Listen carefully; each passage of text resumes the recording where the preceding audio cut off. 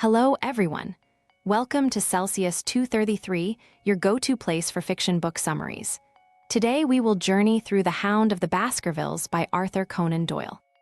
The Hound of the Baskervilles is a mystery novel by Sir Arthur Conan Doyle, first published in 1902.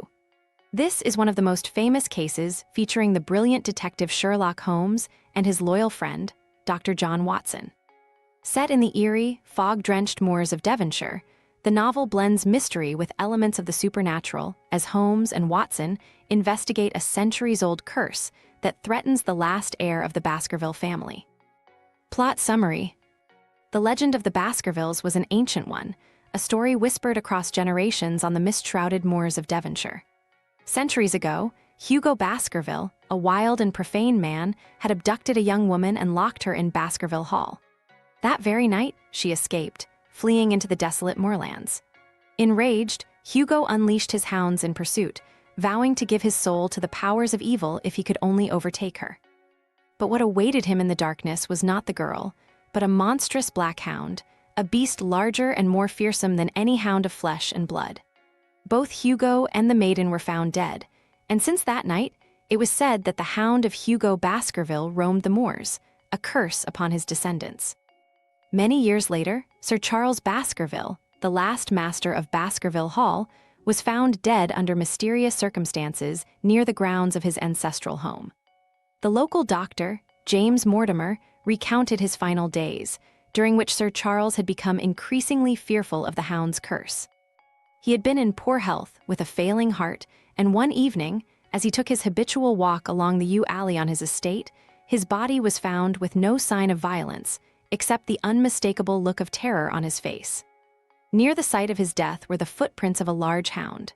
Fearing for the life of Sir Henry Baskerville, the next heir, Dr. Mortimer sought the help of Sherlock Holmes. Holmes, ever the rationalist, listened carefully to the tale of the curse and Sir Charles' tragic end.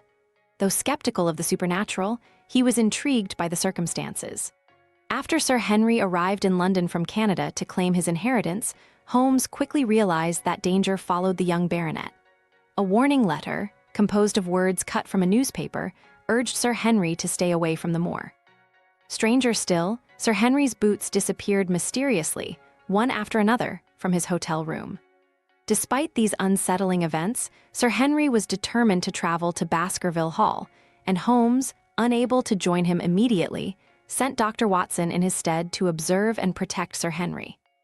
Baskerville Hall was a place of grandeur, surrounded by the desolate beauty of the moors, but there was an air of menace that hung over the estate.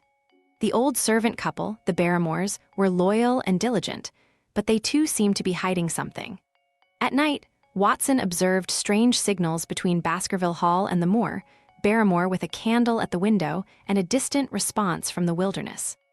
Watson learned that Barrymore's actions were part of an effort to aid his brother-in-law, Selden, a convicted murderer who had escaped from nearby Princetown prison and was hiding on the moor.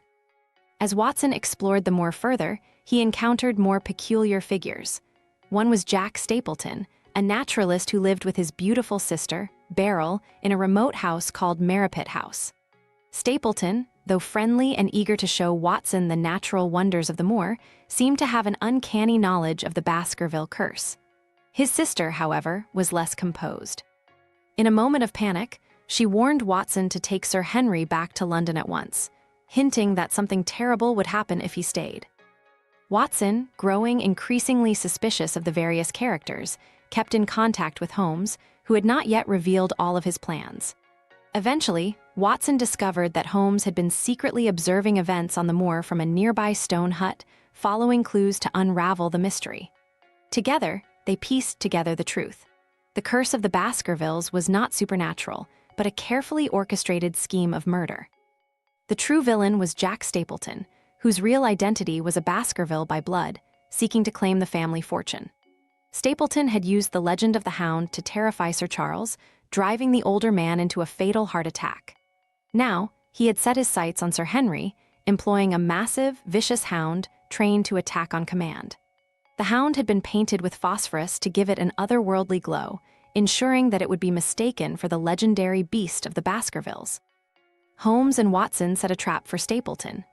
They arranged for Sir Henry to walk across the moor at night, knowing that Stapleton would unleash the Hound upon him. Hidden in the darkness, Holmes and Watson waited as the monstrous Hound, eyes glowing with phosphorus, charged at Sir Henry. With precision, they fired at the beast, killing it just in time to save Sir Henry's life. The Hound was nothing more than a trained animal, but it was deadly enough to have brought down its target had Holmes and Watson not intervened. As the fog of mystery lifted, Holmes revealed the full extent of Stapleton's deceit. He had lived under a false identity, pretending to be a humble naturalist while plotting the deaths of his relatives. His wife, Beryl, had been a reluctant accomplice, forced into the role of his sister.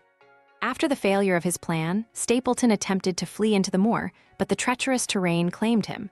His body was never found, swallowed by the Grimpen mire, leaving his fate unknown. With the mystery solved, Baskerville Hall was safe once more, and Sir Henry, though shaken, was free to live without the shadow of the curse that had haunted his family for generations. That's all for now, but if you're loving Sherlock Holmes series, there's more waiting for you. Find the other books by Arthur Conan Doyle in the description or on Celsius 233. Remember, while our summaries capture the essence, they can never replace the full experience of reading the book. If this summary intrigued you, consider diving into the complete story, buy the book, and immerse yourself in Arthur Conan Doyle's original work. Bye-bye, take care, have fun.